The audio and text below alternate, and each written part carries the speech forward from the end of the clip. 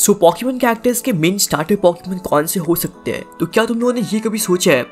तो welcome guys, आज के इस वीडियो के अंदर हम लोग यही डिस्कस करने वाले हैं कि पॉकीमोन के जो मेन स्टोरी लाइन के कैरेक्टर्स है उनका मेन स्टोरी लाइन पॉकीमोन कौन हो सकता है, वो भी स्टार्टर पॉकीमोन। तो हाँ, आज हम लोग इन्हीं को फाइंड आउट करने वाले हैं। एंड बेसिकली अभी जो इस वीडियो के अंदर मैं जो गेम के कैरेक्टर्स है मैं उनको यहाँ पे लेने वाला हूँ। एंड गेम के कैरेक्टर्स भी बहुत ज़्यादा इंटरेस्टिंग है। तुम यहाँ पे एग्जाम्पल में रेड को ले सकते हो जो एक लेजेंडरी ट्रेनर है। एंड हम लोग कैंटो से गल्हार तक बिल्कुल एंड तक जाएंगे एंड वहाँ से हम लोग फिगर आउट करेंगे कि किसके पास कौन सा स्टार्टर पॉकीमोन होना चाहिए एंड कौन सा पॉकीमोन इनके ऊपर सूटेबल बैठता है। तो ये एनिमे कैरेक्टर्स पे और यहाँ पे मजा आता है, लेकिन गेम के कैरेक्टर्स भी कम नहीं है। हम लोग एनिमे कैरेक्टर्स पे भी करेंगे, लेकिन यहाँ पहले हम लोग गेम के कैरेक्टर्स को डिस्कस करते हैं। तो सबसे पहले आते हैं हम लोग कैंटो रीजन पे। तो कैंटो के अंदर अपना जो एक जाना पहचाना चेहरा है वो है रेड। रेड के पास बल्बासुर होते हैं पॉकीमोन एडवेंचर्स मांगा के अंदर। ये पॉकीमोन ओरिजिन्स के अंदर रेड के पास होता है चार्मेंडर जो इवॉल्व होता है चार्जर्ड फॉर्म तक। लेकिन तुम लोग एक बात सोचो, रेड के कैरेक्टर पे कौन सा पॉकीमोन सूट करेगा, बल्बासुर या फिर चार्मेंडर? तो मेरे ख्याल से रेड का जो एग्रेसिव नेचर है उसके ऊपर चार्मेंडर यहाँ पे सूट करेगा। एंड यहाँ पे चार्जर्ड फॉर्म के अंदर वो बहुत ही नेक्स्ट लेवल बनता है। रेड के मेगा चार्जर्ड ने म्यूटू को भी डिफीट किया था। तुम डिफीट नहीं बोल सकते, म्यूटू कैच करने में उसको हेल्प की थी, लेकिन तुम लोग ये मान सकते हो रेड के चार्जर्ड मेगा चार्जर्ड बहुत ज्यादा पावरफुल था। तो ऑफकोर्स यहाँ पे रेड के लिए तो मैं चार्मेंडर का जो इवोल्यूशन लाइन है मैं उसे कंसीडर करूंगा। और फिर हम लोग के पास यहाँ पे आते हैं ब्लू। वैसे एक और बात मैं बोल दूं कि ब्लू जो है वो गैरी का एक काउंटर पार्ट है पॉकीमोन गेम्स के अंदर। तो गैरी के पास एनिमे के अंदर स्क्वाटल था जो ब्लास्टोइस तक इवॉल्व हुआ था। एंड मैं उसके काउंटर पार्ट को भी यानी कि ब्लू को भी मैं यही देना चाहूंगा, बिकॉज देखो उसकी पर्सनैलिटी पे भी, इवन उसका नाम भी भाई वही सूट करेगा। और फिर हम लोग के पास कैंटो के अंदर एक और ट्रेनर बचता है, वो है लीफ। तो लीफ पे एक ही ऑप्शन यहाँ पे बचता है, लेकिन अगर हम लोग और भी कंसीडर करें सारे ऑप्शन को, तो यहाँ पे लीफ पे जो बिल्कुल सूटेबल बैठता है वो ऑफकोर्स बल्बासुर ही है। बिकॉज बल्बासुर का जो स्टोरी लाइन है वो भाई बहुत मस्त है इसके अंदर। एंड इवन कुछ गेम्स के अंदर भी अगर तुम ऐसा ओपन लोगे लीफ को तो भाई वो बहुत अच्छे परफॉर्म करता है अपने बल्बासुर के साथ। बट अभी हम लोग आते हैं जोटो रीजन पे। जोटो में अपना जो मेन कैरेक्टर है गोल्ड, तो गोल्ड को ऑफकोर्स सिंडेकुल का जो इवोल्यूशन लाइन है भाई मैं वही दूंगा। नाउ यहाँ पे सिंडेकुल का जो इवोल्यूशन लाइन है यानी कि टाइफ्लोसन वर्सेस रेड के चार्जर्ड, तो बिल्कुल टॉप ऑफ द माउंटेन वाली बैटल रेड वर्सेस गोल्ड। उस बैटल के रिजल्ट भाई कोई नहीं जानता है, वो अलग बात है। ये दोनों ट्रेनर्स बहुत पावरफुल थे। एंड इवन यहाँ पे मांगा के अंदर भी गोल्ड के पास सिंडेकुल था, तो ऑफकोर्स मैं उसको सिंडेकुल को जो इवोल्यूशन लाइन है मैं वही देना चाहूंगा। और फिर यहाँ पे हम लोग के पास दो और यहाँ पे कैरेक्टर्स है। तो पहली बात हम लोग करते हैं सिल्वर की। सिल्वर के पास होगा टोटोडाइल। टोटोडाइल देखो लास्ट में वेरिगेटर बनता है। सिल्वर की जो एटीट्यूड है उसके ऊपर भी टोटोडाइल की जो इवोल्यूशन लाइन है वो भी सूट करता है। हम लोगों ने एनिमे के टोटोडाइल को बहुत फनी देखा है, लेकिन हर टोटोडाइल ऐसा नहीं होता है। एंड इस कारण से मैं सिल्वर को टोटोडाइल का इवोल्यूशन लाइन में देना चाहूंगा। और फिर नेक्स्ट कैरेक्टर जोटो के अंदर वो है क्रिस। ओके, तो क्रिस के पास अभी एक ही ऑप्शन बचता है, वो है चिकोइटा का, बिकॉज इन तीनों ट्रेनर्स ने साथ में स्टार्ट किया था। और देखो क्रिस के पास अगर मैं और भी ऑप्शन कंसीडर करें, यानी कि क्रिस के पास जो मान लो ऑप्शन है चिकोइटा, टोटोडाइल एंड सिंडेकुल, तीनों में से किसी एक का। मेरे ख्याल से क्रिस यहाँ पे सिंडेकुल के लिए जा सकता था, लेकिन ये जो क्रिस का कैरेक्टर है ना उसके ऊपर चिकोइटा ही सूट करता है। एंड दैट्स व्हाई मैं चिकोइटा यहाँ पे क्रिस को दूंगा। और फिर हम लोग नेक्स्ट जनरेशन पे आते हैं, वो है हॉइन रीजन। तो इसके अंदर रूबी या फिर ब्रेंडन तुम बोल सकते हो उसको। तो ब्रेंडन के लिए मैं एक्चुअली कंफ्यूज हूँ, मैं उसको मडकिप दूं या चीको दूं। और जैसा तुमने एक एनिमेटेड ट्रेलर के अंदर देखा होगा कि ब्रेंडन के पास कौन सा पॉकीमोन होता है, तो ब्रेंडन के पास एक्चुअली चीको होता है जो इवॉल्व होता है सेप्टाइल के ऊपर। तो इसका मतलब पॉकीमोन कंपनी ने हम लोग को हिंट दे दिया है कि ब्रेंडन का स्टार्टर पॉकीमोन चीको है। तो ऑफकोर्स हम लोग को वही पिक करना होगा, बिकॉज वही उसके ऊपर एक सूटेबल पॉकीमोन है। तो नेक्स्ट आती है सफायर, या फिर तुम उसको मे भी बोल सकते हो। भाई मे तो एनिमे कैरेक्टर है कि वो गेम्स के अंदर भी है। के पास एनिमे के अंदर यहाँ पे टॉर्चिक था, उसके टॉर्चिक बेसिक अंदर इवॉल्व हुआ था। और तुमने अगर ओलास का एनिमेटेड ट्रेलर देखा होगा तो मे के पास उसके अंदर मडकिप भी था, यानी कि हाँ मे के पास टॉर्चिक एंड मडकिप दोनों था। लेकिन फिर भी अगर मैं टॉर्चिक या मडकिप दो में से किसी एक को पिक करूँ तो मैं टॉर्चिक को पिक करूंगा ऑफकोर्स मे के लिए, बिकॉज देखो मे का जो एनिमे कैरेक्टर था वो भी उसको ज्यादा सूट करता है। एंड दैट्स व्हाई मैं टॉर्चिक के साथ जाऊंगा मे के लिए। एंड नाउ जनरेशन 4, तो उसके अंदर पहला जो कैरेक्टर वो है लूकस, जो अपना मेन मेल कैरेक्टर होता है। तो लूकस, टर्टविक या चिमचार, दो में से मैं किसी एक को लेना चाहूंगा लूकस को। बट किसको? बट क्या देखो मैं चिमचार ज़्यादा प्रेफर करूंगा लूकस के पास। क्या आई नो लूकस उतना एग्रेसिव नेचर का नहीं है, लेकिन फिर भी यार देखो लूकस बहुत ही काम माइंड का, लेकिन वो बहुत ज़्यादा क्लेवर है, वो बहुत ज़्यादा तेज है। तो मेरे ख्याल लूकस यहाँ पे बहुत ही सही यूटिलाइज कर पाएगा चिमचार को, एंड इवन उसके इन्फिनिट फॉर्म के अंदर भी। Now next character Don.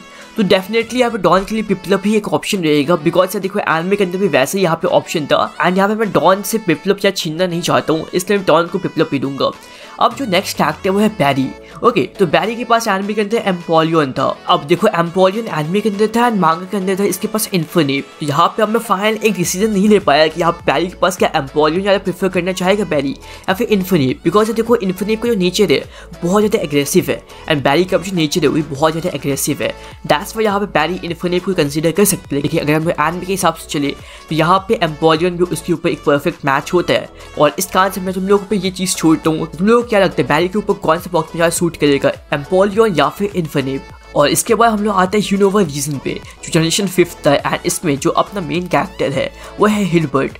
तो ब्लैक एंड व्हाइट के मांगा के अंदर भी हिलबर्ट के पास सामुरॉट था, तो ऑफकोर्स मैं ऑब्वियसली सामुरॉट के साथ ही जा रहा हूँ, ये बहुत ही ईजी चॉइस था मेरे लिए। और यहाँ पे जो नेक्स्ट कैरेक्टर है वो है हिल्डा।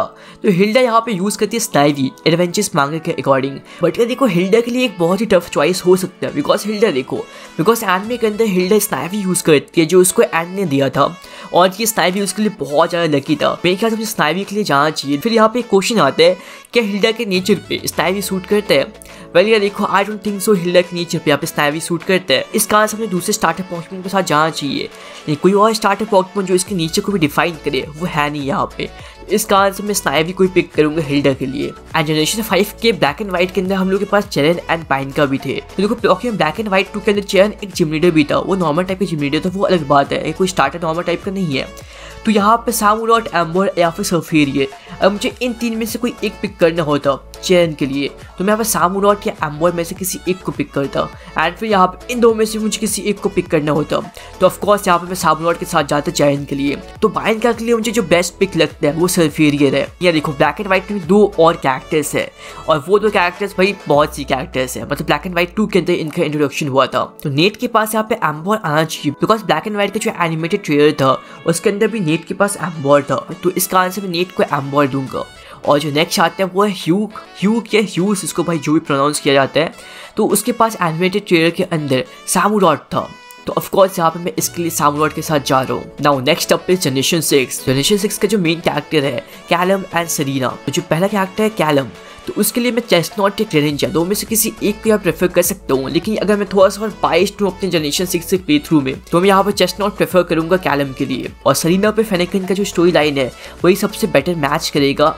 और यार देखो एनिमे के अंदर वही ऐसे ही होता है, तो मैं यहाँ पे इस चेंज को यहाँ पे तोड़ना नहीं चाहता हूँ, इस कारण से यहाँ पे सरीना के पास यहाँ पे फेनेकन ही होना चाहिए। एक जनरेशन 6 के अंदर यहाँ पे कुछ और कैरेक्टर्स भी है, उनमें से एक है शोना। मेरे ख्याल से शोना के लिए फेनेकन या फिर चेस्टनॉट में से किसी एक को देना चाहिए और मैं शोना के लिए प्रेफर करूंगा चेस्टनॉट को ही। और यहाँ पे 2 और कैरेक्टर्स आते हैं वो है टेरनो एंड ट्रेवर। और इन दोनों में बहुत ही वियर्ड बात है, इनके पास कैंटो स्टार्टर पॉकेमॉन होता है जनरेशन 6 के अंदर, भाई गेम्स के अकॉर्डिंग भाई यही होता है एंड मांगा के अकॉर्डिंग भाई यही होता है। तो इनको अगर वो कैंटो के पॉकेमॉन्स दे ओके, तो टेरनो एंड ट्रेवर इनको हम लोग कौन से कैंटो के पॉकेमॉन दे सकते हैं, बट फिर भी अगर हम लोग इनको जनरेशन 6 के पॉकेमॉन्स दे तो इनके लिए क्या प्रेफर होगा ये भाई तुम लोग भी कर सकते हो आराम से, बिकॉज ये चॉइस भी उतना ज़्यादा डिफिकल्ट नहीं होना चाहिए तुम लोगों के लिए भी। तो इस कारण से मैं तुम लोग यहाँ पे ओपिनियन जानना चाहता हूँ, तुम लोग इनको कौन से पॉकेमॉन देना चाहोगे यहाँ पे जनरेशन 6 में से। नाउ जनरेशन 7 यानी कि सन मून की सीरीज, तो उसका जो मेन कैरेक्टर है सन, तो सन पे क्या सूट करेगा तुम लोग ये बताओ। तो सन पे कुछ फायर टाइप का एग्रेसिव पॉकेमॉन सूट करेगा राइट, तो यहाँ पे इस कारण से मैं इसको एंसेरॉल ही प्रेफर करना चाहूँगा, भाई वही होना चाहिए इसके पास। अगर कुछ और तुम इसको दोगे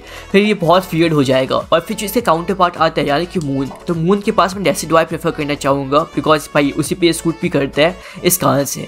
और फिर देखो हाउ के पास भी डेसिडवाई आता है राइट, लेकिन फिर भी यार देखो हाउ पे ज़्यादा क्या सूट करेगा, मेरे ख्याल से उस पर डेसिडवाई ही ज़्यादा सूट करेगा। प्राइमरीना भी एक बहुत ही अच्छे कंसिडरेशन है, लेकिन यहाँ पे मैं हाउ के पास भी डेसिडवाई भाई देना चाहूँगा, वही इसका एक परफेक्ट स्टार्टर पॉकेमॉन होगा। और फिर हम लोग आते हैं जनरेशन 8 पे। जनरेशन 8 का जो मेन कैरेक्टर है वो है विक्टर एंड ग्लोरिया। तो विक्टर को ऑफ कोर्स मैं यहाँ पे स्कोर 1 ही देना चाहूंगा बिकॉज देखो उसके कैरेक्टर पे भी यही सूट करेगा एंड वही इसके लिए एक परफेक्ट फिट होगा मेरे ख्याल से। तो और मांगा के अंदर भी भाई वही चीज है। और फिर यहाँ पे नेक्स्ट आते हैं ग्लोरिया। मेरे ख्याल से ग्लोरिया के लिए सोबल एक परफेक्ट चॉइस हो सकता है। अब देखो सोबल को स्टार्टर पॉकेमॉन के हिसाब से बहुत ही वीक लोग समझते थे, लेकिन सोबल जैसे दिखने में वीक लगता है वो एक्चुअली उतना वीक नहीं है, वो भाई बहुत ही एस पॉकेमॉन है। तो इस कारण से मैं ग्लोरिया को सोबल देना चाहूंगा, मतलब ये बस मेरा ओपिनियन है। और मेरे ख्याल से ये थे 8 के 8 सीजन के पॉकेमॉन्स। अब तुम लोग मुझे अपने ओपिनियन बताना, तुम लोग किस ट्रेनर को कौन से स्टार्टर पॉकेमॉन यहाँ पे देना चाहोगे एंड क्यों देना चाहोगे ओके। और तुमने लाइक करो वीडियो को, तुमने अभी तक लाइक नहीं किया है तो। और यह अब मैं तुम लोग को मिलता हूँ अगले वीडियो में, तब तक के लिए this is at Galaxy signing out.